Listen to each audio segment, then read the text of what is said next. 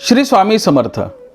हिंदू धर्मामध्ये शारदीय नवरात्र उत्सवाला विशेष महत्त्व आहे. शरद ऋतूमध्ये अश्विन मासातील शुक्ल प्रतिपदेला शारदीय नवरात्र उत्सवास प्रारंभ होतो. अश्विन शुक्ल प्रतिपदेच्या दिवशी कलश स्थापन करून या व्रताची सुरुवात केली जाते. अशी मान्यता आहे की हे व्रत प्रभू रामचंद्रांनी रावणावर विजय मिळवण्यासाठी केले होते. यामध्ये दुर्गेच्या 9 रूपांचे पूजन केले जाते. तेव्हापासून या महाशक्ती उपासनेची प्रथा रूढ आहे.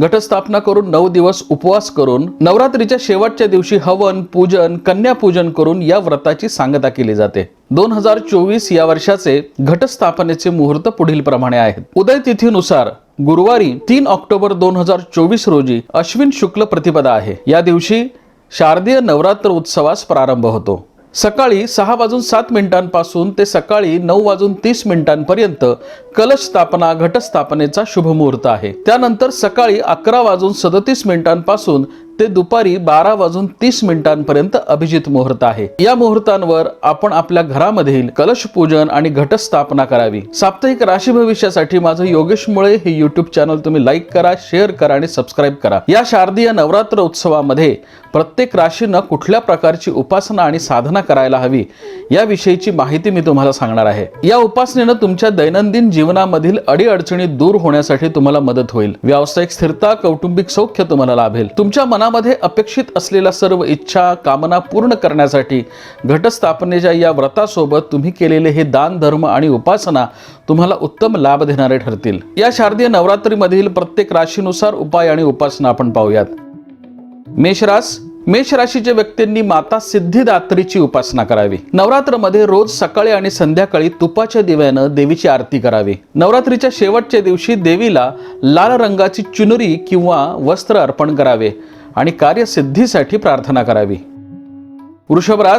वृषभ राशीच्या व्यक्तींनी देवी कात्यायनीचं पूजन आणि उपासना करावी. वृषभ राशीच्या व्यक्तींनी देवीला साडी चोळी अर्पण करावी. नारळापासून बनवलेल्या पदार्थांचा देवीला नैवेद्य दाखवावा. देवीच्या मंदिरामध्ये फळांचं दान करावं. यानं इच्छित मनोकामना पूर्ण होतील.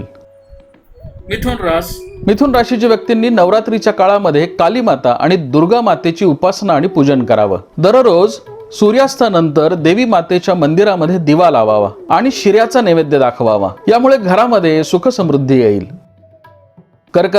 कर्क राशीच्या व्यक्तींनी नवरात्रीच्या काळामध्ये दुर्गा सप्तशतीचा पाठ करावा आणि देवी मातेच्या चंद्रघंटा या रूपाचे पूजन करावे. केशर मिश्रित मिठाईचा देवीला नैवेद्य दाखवावा. गरजू विद्यार्थ्यांना मदत करावी. शैक्षणिक साहित्याचे वाटप करावे.